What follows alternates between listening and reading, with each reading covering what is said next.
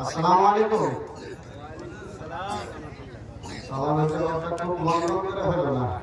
আসসালামুয়ালাইকুম।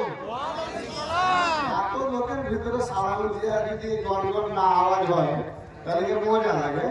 জি, ইন্নাল হামদুলিল্লাহ নাহমাদুহু ওয়া নাস্তাঈনুহু ওয়া নাস্তাগফিরুহু ওয়া নাউযু বিল্লাহি মিন শুরুরি আনফুসিনা ওয়া মিন সাইয়্যাতি আমালিনা মান ইয়াহদিহিল্লাহু ফালা মুদিল্লা লাহু ওয়া মান ইউদ্লিলহু ফালা হাদিয়া লাহু ওয়া আশহাদু আন লা ইলাহা ইল্লাল্লাহু ওয়াহদাহু লা শারীকা লাহু ওয়া আশহাদু আন্না মুহাম্মাদান আবদুহু ওয়া রাসূলুহু।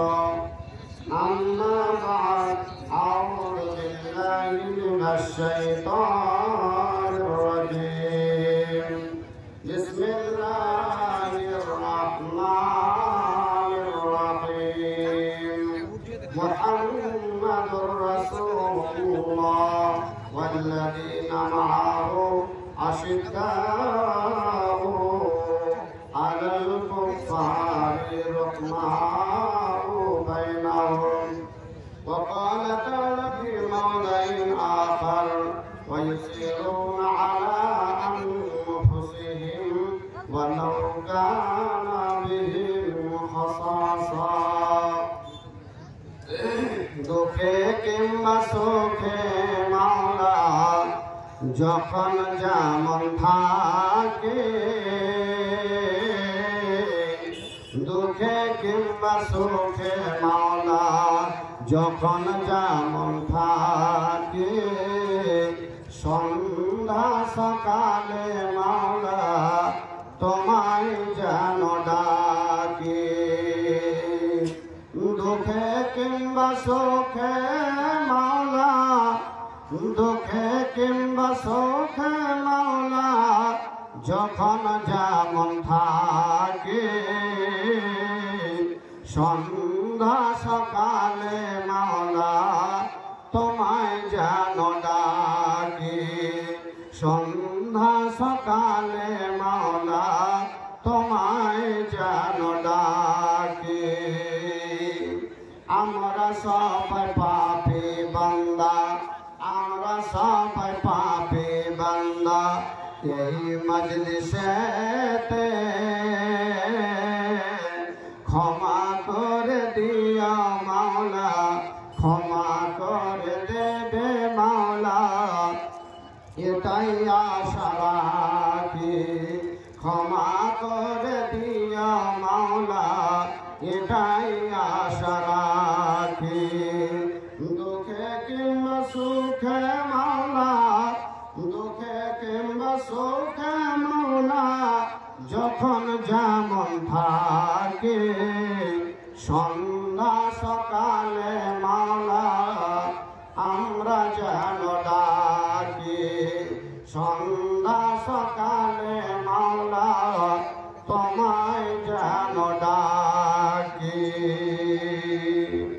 উপস্থিত আজকের মহামান্য যোগ্যতম সভাপতি, স্টেজে বসে থাকা স্টেজ ভরা ওলামায়ে কেরামগণ, সামনে আনাচে কানাচে ডানে বামে সামনে পিছনে বসে থাকা আমার ইসলাম দরদি ভাইরা, পর্দার আড়ালে বসে থাকা পর্দা নাসিনী মা ও খালা বোনেরা, আজকে আমরা কোনো টাইম এদিক ওদিকার কথা না বলে এক বাক্যে একবার আমরা ওই মহান রব্বুল আলামিনের প্রশংসা করি, যিনি আমাদের হায়াত দাতা, যিনি আমাদের মৃত্যুদাতা, যিনি এই জমিনের মালিক তথা যিনি আসমানের মালিক, যে আমাদের আজকে জীবিত অবস্থায় রেখে আজকের মাহফিলে এনে কোরআন এবং হাদিসের কথাকে শ্রবণ করার আল্লাহ তৌফিক দিয়েছেন। তাই বলে একবার সকলে প্রাণ খুলে বলুন আলহামদুলিল্লাহ, আলহামদুলিল্লাহ। তারপরে আমাদের আখির নবী মুহাম্মদুর রাসূলুল্লাহ সাল্লাল্লাহু আলাইহি ওয়াসাল্লামের উপরে আল্লাহর অগণন রহমত বর্ষিত হোক। আল্লাহুম্মা সাল্লি আলাইহি, আল্লাহুম্মা বারিক আলাইহি। আর আমার ওস্তাদ তুল্য মহামান্য আমার মাওলানা সাহেবের আদেশে মাত্র অর্ধেক ঘন্টা সময় দিয়েছি, তাতে আপনাদের কয়েকটা কথা আলোচনা করতে হবে। আবার মাদ্রাসাকে কেন্দ্র করে কিছু কালেকশন নিতে হবে। আমার মাথায় এখন দুটো কাজ, তবে আজকে আমি মনে হয় আমার 15 বছরের লাইফে আজকে দাঁড় হয়ে আবার বক্তব্যতে দাঁড়িয়েছি, না হলে মনে হয় বসে বসেই করেছি। যখন ওরকম ছিলাম একেবারে তরুণ যুবক, তখন বসে বসে পড়বে দাঁড়িয়ে দাঁড়িয়ে করতাম। যাই হোক, আজকে আপনাদের দৃশ্য দেখে, আপনাদের রঙাত দেখে, আপনাদের একটা চাহিদা দেখে, আপনাদের একটা মনের মানসিকতা দেখে আমার মনটাই মনে হচ্ছে যে না, আজকে মনে হচ্ছে জালসার মতো লাগছে। যাই হোক, আমার আপনাদের সম্মুখে আমি আল কোরআনুল কারীম থেকে দুটো আয়াত, এক জায়গা থেকে একটা পূর্ণ আয়াত এবং এক জায়গা থেকে একটা আয়াতের টুকরো আপনাদের সামনে রেখেছি। বাস একে কেন্দ্র করে কয়েকটা কথা আলোচনা করে দিয়ে ইনশাআল্লাহুল আজিজ আমি সামনের দিকটাতে এগিয়ে যাব ইনশাআল্লাহ। তাহলে ভাইজান, আপনাদের হয়তো জানা কতজনের আছে, কতজনের নাও থাকতে পারে, কিন্তু কিছু কথা আপনাদের আলোচনা করবো যেগুলো হয়তো জানাও আছে, নাও জানা থাকতে পারে। আল্লাহ রাব্বুল আলামিনের নবী হযরত মুহাম্মদুর রাসূলুল্লাহ সাল্লাল্লাহু আলাইহি ওয়াসাল্লাম আসার পূর্বে, নবী হওয়ার আগে, কোরআন নাযিল হওয়ার আগে একটা দল ছিল খাজরাজ আর একটা দল ছিল আওস। এরা দুই দলের মধ্যে একটা ঝগড়া চলতো, এটা ক্যাচাল চলতো, এদের ভিতরে লড়াই চলতো। লড়াইটা কি ছিল এদের দুইজনের মধ্যে? দুই দলের মধ্যে এক দল বলতো আমাদের ওটগুলো আগে পানি পান করবে, অন্য দল বলতো যে আমাদের ওটগুলো আগে পানি পান করবে। এই পানি পান করা নিয়ে খাজরাজ আর আওস এই দু গোত্রে লড়াই থাকতো। লড়াইটা আওস খানদানের লোক বলতো যে আমাদের ওটগুলো আগে পানি পান করে নে, তারপরে তোমাদের উটকে পানি পান করাবা। খাজরাজ বলতো না না, এটা কখনো হতে পারে না, আগে আমারটা হবে তারপরে তোমারটা হবে।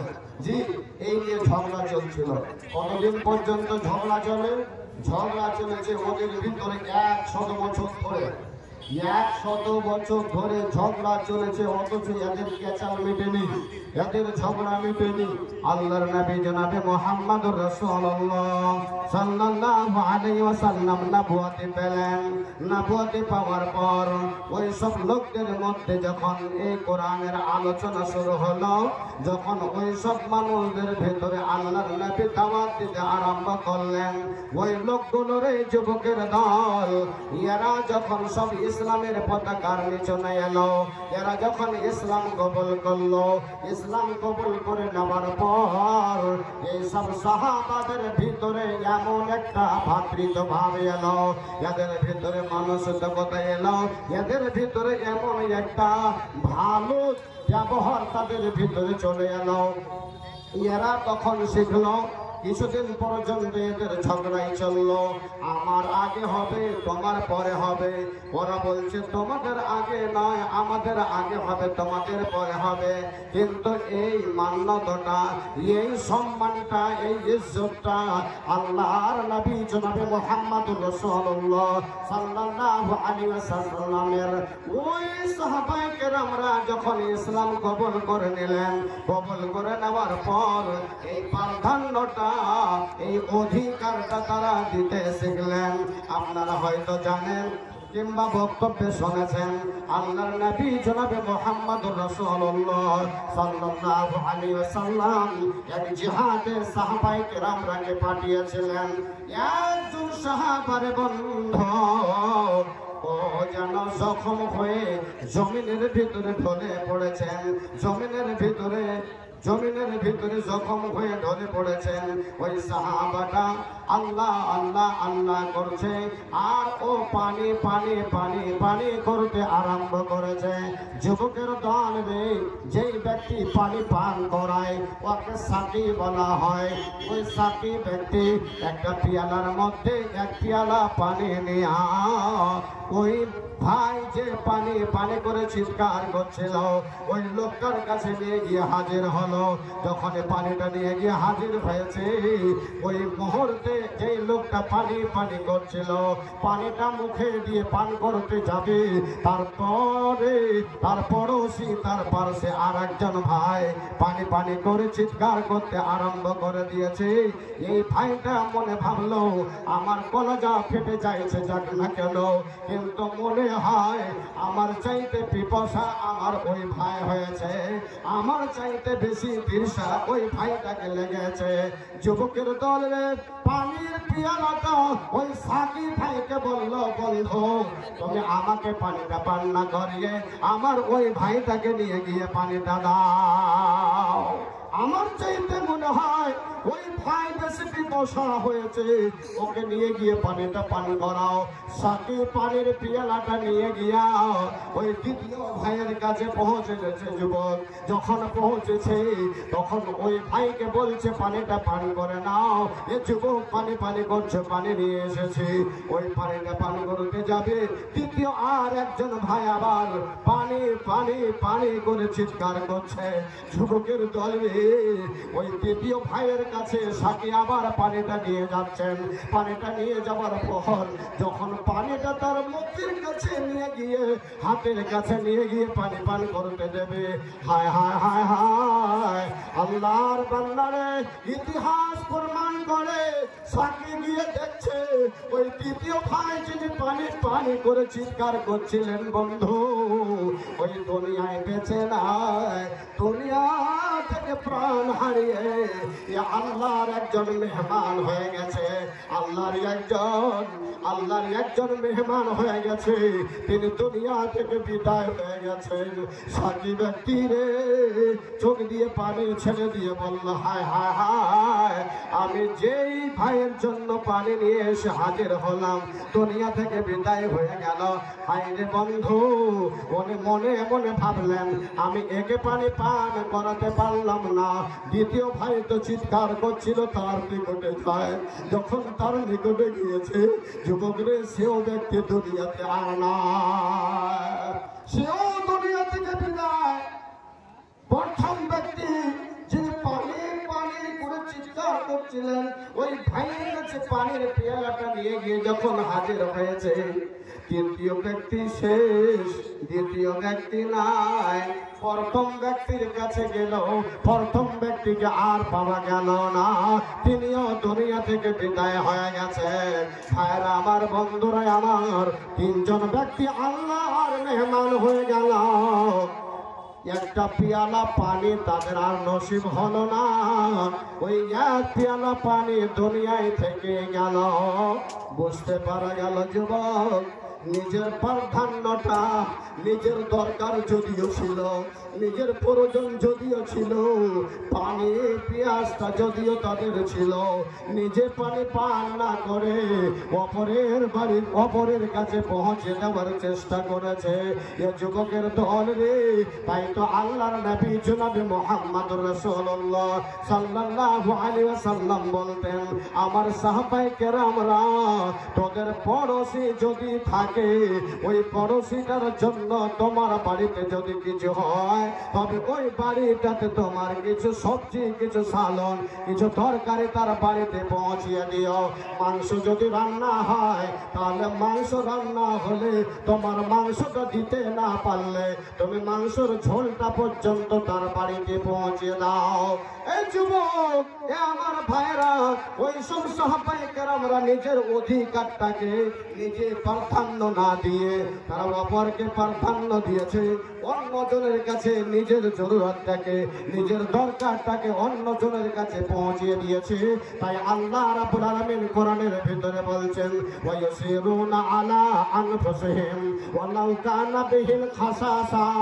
তাদের প্রয়োজন ছিল রে যুবক, তাদের দরকার ছিল, দরকার থাকা সত্ত্বেও, প্রয়োজন থাকা সত্ত্বেও তারা নিজের প্রাধান্যটাকে, নিজের অধিকারটাকে নিজে কোনোদিন অধিকার মনে করে নাই। ওরা এটা অধিকার মনে করেছিল, আমার ভাইকে যদি অধিকারটা আমার দিই, এটাই হলো সবচাইতে উত্তম। আল্লাহর বান্দা, তখনকার ওই লোকগুলো তাদের 100টা বছর পর্যন্ত তাদের ঝামেলা মিটছিল না, তাদের লড়াই মিটছিল না। ওই লোকগুলোই যখন ইসলামের পতাকায় এসেছে, তখন তারা সামান্য কয়েকটা দিনের ভিতরে অন্তরটা এরকম হয়ে গেল যে পিপাসা থাকলেও তার পিপাসাটাকে পিপাসা না মনে করে অপরের পিপাসাটাকে মনে করেছে, অপরের দৃশ্যকে ওই জরুরত মনে করেছে, দরকার মনে করেছে। বন্ধু, আজ মানুষ এরকম হয়েছে, নিজের দরকারটা তো যা আছে আছে, অপরের দরকারটাকে দরকার হলে এখন নিজে সবাই আমরা কি করতে লেগেছি? আমরা সবাই অন্যজনের হকটাকে মারতে পর্যন্ত আরম্ভ করে দিয়েছি। বাপ নিজের বেটার হকটাকে মারে, বাপ নিজের বেটির হকটাকে মারে, পড়োশির হককে মারছে, স্ত্রী তার স্বামীর হককে মারছে, স্বামী তার স্ত্রীর হককে মারছে। এখন কেউ কোনো লোককে আর আমরা নোয়ার হকটা তো দূরের কথা, ওর যেটা দরকার সেটা তো দূরের কথা, আমার হকটা তো আমি দিতে পারি না, ওর হকটাকে পর্যন্ত আমরা খেতে আরম্ভ করে দিয়েছি। আল্লাহ রাব্বুল আলামিন বলছেন, মুহাম্মাদুর রাসূলুল্লাহ ওয়াল্লাযীনা মাআহু, মুহাম্মদ আল্লাহর রাসূল এবং ওই মুহাম্মদ রাসূল সাল্লাল্লাহু আলাইহি ওয়াসাল্লামের সাথে যারা সঙ্গী সাথী ছিলেন, এরা কাফিরদের উপরে একদম অত্যন্ত কঠোর। রহমাউ বাইনাহুম, তাদের ভিতরে আল্লাহ রাব্বুল আলামিন, তাদের অন্তরের ভিতরে আল্লাহ রাব্বুল আলামিন এমন একটা দয়া, এমন একটা মায়া, এমন একটা মুহাব্বত, এমন একটা দয়া তাদের ভিতরে যখন আল্লাহ রাব্বুল আলামিন পয়দা করে দিলেন, হায় হায় হায়, আল্লাহর নবী জনাব মুহাম্মদ রাসূলুল্লাহ সাল্লাল্লাহু আলাইহি ওয়াসাল্লামের অন্তরটা যেমন সাহাবায়ে কেরামদের অন্তরটা ওই রকমই ছিল।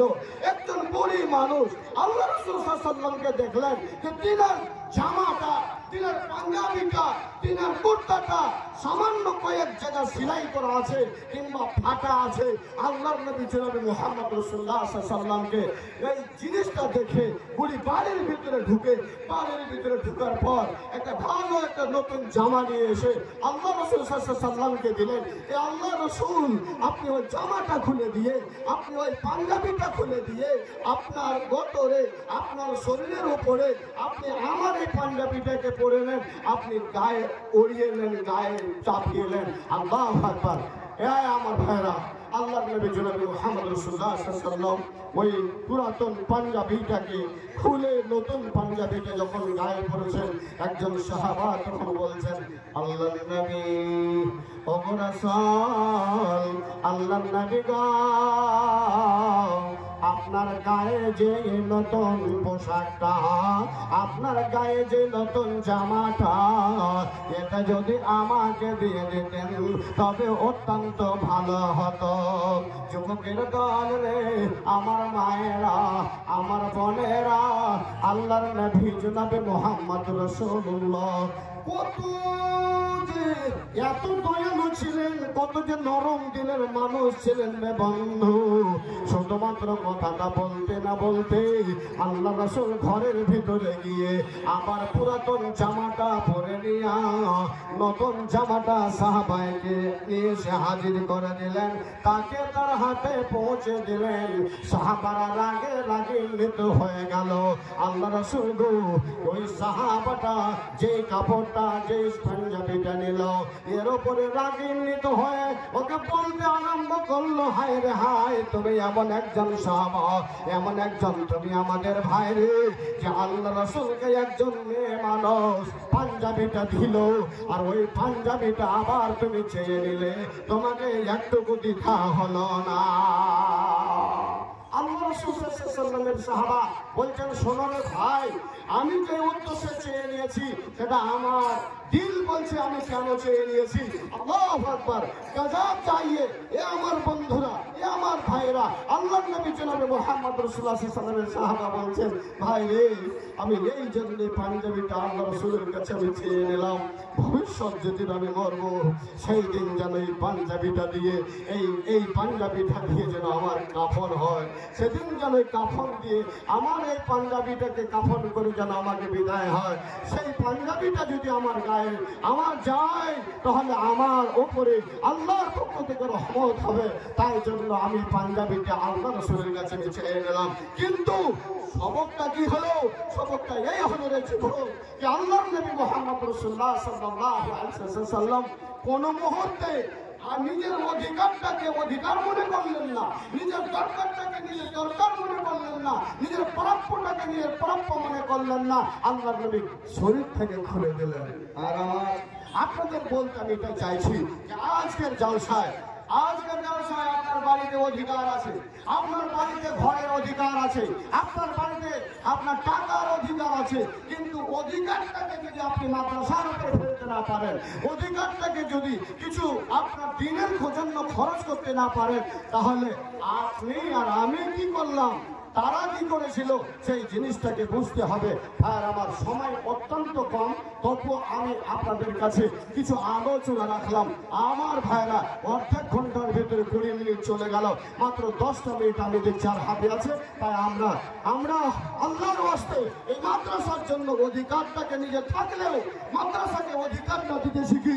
যেই ফ্যাক্টরির মধ্যে, যেই ফ্যাক্টরির ভিতরে আল্লাহু আকবার কোনো গাঁজাখোর তৈরি হয় না, বিড়িখোর তৈরি হয় না, বেনামাজি তৈরি হয় না, যেই ফ্যাক্টরির ভিতরে আমার মতো মাওলানা আজিজুর রহমান পয়দা হয়, আমারুল্লাহ মাদানির মতো একজন যোগ্য আলেম পয়দা হয়, এই ফ্যাক্টরিগুলোতে সেখানে হাফেজ কারি তৈরি হয়। আর যাদেরকে দিয়ে আজ আমরা ঈদ আইনের খুতবা পড়াই, যাদেরকে জুমার দিনে খুতবা পড়াই, যাদেরকে আগা দিকে পাঠিয়ে দিয়ে যার পিছনে আমরা নামাজ পড়ি, এইসব মাল তৈরি হয় ওখানে, অন্য কোনো মাল তৈরি হয় না বাপ। তার জন্য আপনাদের কাছে আমার অনুরোধ হবে, যেই জায়গাতে আল্লাহর কসম বলছি, যেই জায়গাতে ভালো মাল তৈরি হয় সেখানে আপনারা খরচ করুন। আল্লাহর কসম বলছি, আল্লাহ রাব্বুল আলামিন বলছেন, মাসালুল লাযীনা ইউনফিকুনা আমওয়ালাহুম ফি সাবিলিল্লাহ কামাসালি হাববাতিন আমবাতাত সাবআ সানাবিলা ফি কুল্লি সুনবুলাতিন মিআতু হাব্বা ওয়াল্লাহু ইউদাইফু লিমান ইয়াশা ওয়াল্লাহু ওয়াসিউন আলিম। এই বান্দা, আল্লাহ রাব্বুল আলামিন বলছেন, তোদের দান করার একটা উদাহরণ পেশ করেছি আমি। তোমরা দেখেছো একটা জমিনে একটা দানা ফেলে দিতে হলে সেখান থেকে 7টা শীষ গজায়, আর একটা শীষের ভিতরে 100টা করে দানা হয়। আমি আল্লাহ তোদের একটা টাকাকে আমি 700 টাকা করে বানিয়ে 700 টাকা দান করার সময় দেখি আমি কাল কিয়ামত ময়দানে আয় বান্দা তোদের হাতে আমি তুলে দেবো। আল্লাহর ওয়াদা কোনোদিন মিথ্যা নয়, আল্লাহর ওয়াদা সত্য। ইনশাআল্লাহুল আজিজ, আপনারা এই ফ্যাক্টরিতে দান করলে আল্লাহ রাব্বুল আলামিন আপনাদের সেই সব দানের বদলা ইনশাআল্লাহ আল্লাহ দেবেন। আমার একজন ভাই মাশাআল্লাহ মোটামুটি 3000 আছে ঘরনা থেকে, মাশাআল্লাহ ঘরনা বড় বাগান থেকে এসে একজন ভাই আমার 3000